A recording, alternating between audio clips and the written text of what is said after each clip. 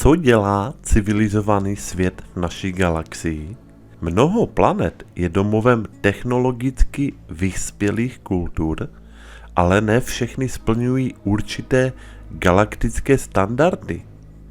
Randy Kremer navštívil a komunikoval s několika druhy cizích národů, žijících ve vzdálených světech.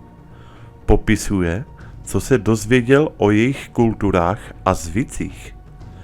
Propojuje je rozsáhlý obchodní systém, jehož součástí je i Země. Diskutuje o běžných obchodovaných materiálech, jakož i o předpisech upravujících obchod a meziplanetární vztahy. Některé standardy uložené touto volně strukturovanou organizací by mohly být zdrojem ochrany mnoha světů a izolace ostatních. Život v Cassiopeii a Alpha Centauri. Emery. Existuje nespočet mimozemských civilizací a Randy Kremer tvrdí, že nějaké znal. Můžeš nám, Randy, říct, kolik mimozemských civilizací znáš? Randy. Ano, právě se zabýváme množstvím druhů a myslím, že se to blíží 1000. Ano, řekl bych, že mluvíme minimálně o srovnatelném počtu těchto civilizací, jakož i o jiných druzích, se kterými nemáme důvod jednat, ale víme, že existují. Řekl bych tedy, že současný počet civilizací, o kterých víme, se snadno počítá na 1000. Emery. A s kolika z nich ses osobně setkal? Randy. Ve srovnání s planetami, na kterých jsem byl, a zkušenostmi s mimozemšťany, bych řekl, že je to nejméně 200 druhů. Emery. Jaká byla vaše oblíbená planeta, kterou jste navštívili, která byla o něco civilizovanější než planeta Země? Randy. Planeta, na které jsem strávil nejvíc času, je opět tento svět v kasiopském systému.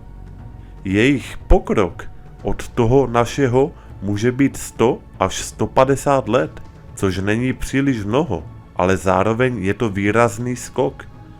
Očekávám, že za 150 let uděláme dost velký společenský pokrok. Takže to řeknu tak. Ne, že bych chtěl, aby se to stalo, ale pokud by přestal život na Zemi a měl bych možnost jít někam jinam, bylo by to asi první místo, kam bych šel. Emery. Jaké tam mají jídlo? Randy. Vlastně docela dobré. Emery. A podrobnosti? Randy. Ve skutečnosti mají ovoce, které se velmi podobá banánu. Není to tedy tak sladké jako banán. Řekl bych, že mnoho jejich jídel se podobá tomu, jak vaříme svá jídla. Ale určitě nemají rádi sladké tak jako my. Emery. Jaký je jejich tranzitní systém v této civilizaci, jejich městech? Jak cestují? Randy. Mají cesty a ve skutečnosti mají osobní vůz podobný automobilu. Jsou to elektrická vozidla a vznášejí se nad zemí. A také mají vlakový systém veřejné dopravy, který je jako vlakový systém. Emery. Přinesli jsme už některou z těchto technologií na Zemi? Randy. Nemůžu to říct konkrétně, ale vím, že všude, kam jdeme, absorbujeme veškerou technologii a informace, které dokážeme. A jsou lidé, kteří mají povinnost rozhodnout, jak a kde to lze začlenit do našeho vlastního systému. Emery. Takže bylo to pro vás opravdu divné vidět tento odlišný dopravní systém, na jaký jste nebyli zvyklí? antigravitační auta létající kolem a podobné věci? Randy. Bylo to trochu neskutečné. Bylo to něco jako vstoupit do komiksu ve smyslu wow, všechno vypadá opravdu futuristicky. A stavební materiály byly různé a nemusíte nutně myslet na takové věci, jako je textura budovy, i když je to něco, co vidíme neustále a máme cihly, dřevo, maltu a beton. Všichni máme tyto rozdíly, ale jsou pro nás normální. Takže pokud půjdete někam jinam a najednou uvidíte různé materiály, je to opravdu zarážející. Je to rozdíl od všeho, co jsem kdy viděl. A v podstatě mají 3D tiskárnu, kterou používají ke stavbě. A je zde i tento vzduchem tvrditelný tekutý klíčový kompozitní materiál, který je mimořádně odolný a má brilantní lesk. Takže je to velmi zajímavé. V některých ohledech existovaly věci, které byly podobné, ale také velmi odlišné. Jako všechno jsem se tomu přizpůsobil. Po 2 nebo 3 měsících to bylo normální. Byl jsem naprosto normalizovaný. Emery. A jaké jsou nejbližší civilizace, o kterých víte, že jsou nejbližší k Zemi? Randy. Alpha Centauri, určitě. Centauři jsou velmi vyspělá civilizace. Emery, jací jsou? Randy. Opět velmi podobní lidským bytostem. Jsou o něco menší. Mají tmavé vlasy a jakousi olivově zbarvenou nebo tmavší pokožku. A uši jsou... nevím jak popsat, protože nejsou úplně stejné. Nejsou ostré, ale ani zaoblené zhora jako naše.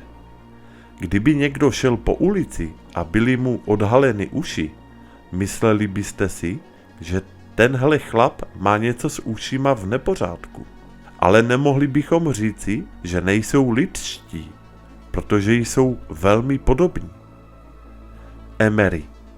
Ano, jsou to velmi jemné efekty, které můžete vidět v chrupavce, hlavně u těch mimozemšťanů, kteří se liší od nás a kterých si všímám na ulicích. Randy. Ano, vsadím se, že většina rozdílů tedy není vnějších. Emery. Která ze 2 civilizací, které jste zmínil, je vyspělejší? Randy. No, musím říci, že technologicky by to pravděpodobně byli Centauři, vzhledem k době, kdy měli ve vesmíru civilizaci. Rozlišují však mezi druhy, se kterými se setkáváme, máme takové, které často nazýváme psionicky se vyskytující nebo psionické druhy. Jako suchozemští lidé jsme psionicky se rozvíjejícím druhem, což znamená, že se z nás stává naprosto psionický druh v porovnání s těmi rozvinutějšími. Existují ale některé druhy, které mají velmi nízkou úroveň psionického vývoje. Není to tak v jejich DNA, takže jsou velmi inteligentní, jsou velmi vyspělí, ale prostě nemají DNA k využití těchto schopností duševního vývoje. Centauři proto nejsou psionickými druhy, proto v této oblasti nemají tak velký rozvoj, ale řekl bych, že jejich strojírenská technologie je o něco pokročilejší, takže Kasiopané mají více psionických schopností a to jim dává dalších 200 let, aby technologicky doběhli Centauřany. Ale oba jsou tak technologicky vyspělí, že kdyby někdo šel na jedno z těchto míst, vypadalo by to, jako bychom se nacházeli ve velmi pokrokovém futuristickém světě naší dnešní doby. Emery. Jak to bylo na Alpha Centauri ve srovnání s Kasiopeí? Randy. Kasiopané jsou poněkud rozptýlenější. Nejsou tak namačkaní na sobě. Nemají tendenci mít tak vysoké budovy, kde jsou všichni lidé přeplnění. Centauři jsou o něco více osídlení. Bývají hustěji osídlení.